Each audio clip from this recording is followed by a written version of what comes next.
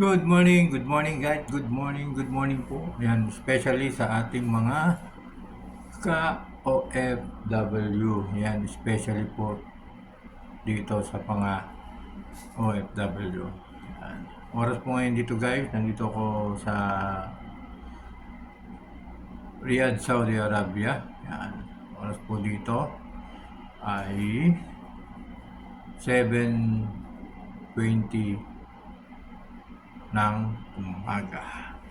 Ano kaya guys ang pag-usapan natin guys ay ang unang-unang problema ng mga OFW. Yan, ng ibang OFW. Kasi hindi naman lahat ng nandito sa OFW dito sa ibang bansa ay walang problema. Ang kauna-unahang problema ng mga OFW ay yung kanilang mga kama. Yan.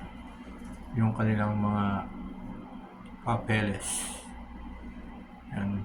Dahil sa gusto nila magtrabaho, di ba? Gusto nila magtrabaho rito, manatili magtrabaho para may mauwi sa Pilipinas. Pero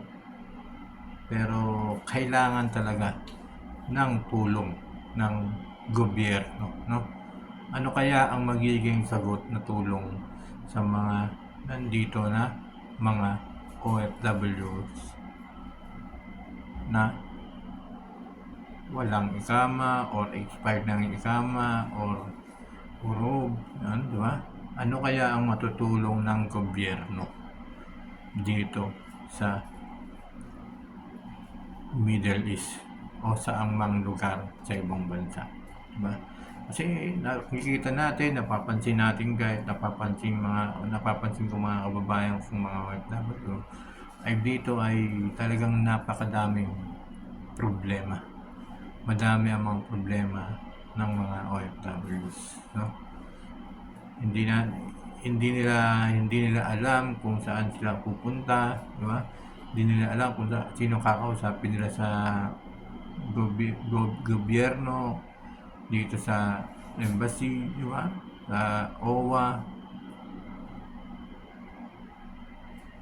Pagkat kasi wala pong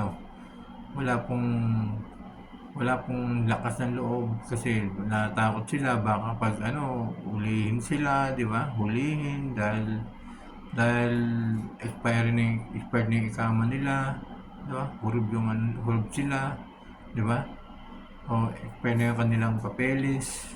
Sana nga matulungan Sana nga matulungan ng gobyerno yung mga kapwa nating kababayan dito ng mga OFW. Kasi yan ang kauna-unahang problema ng mga OFW na kahit hindi nakikita sa Pilipinas, sana nga matulungan sila ng gobyerno, ng government dito sa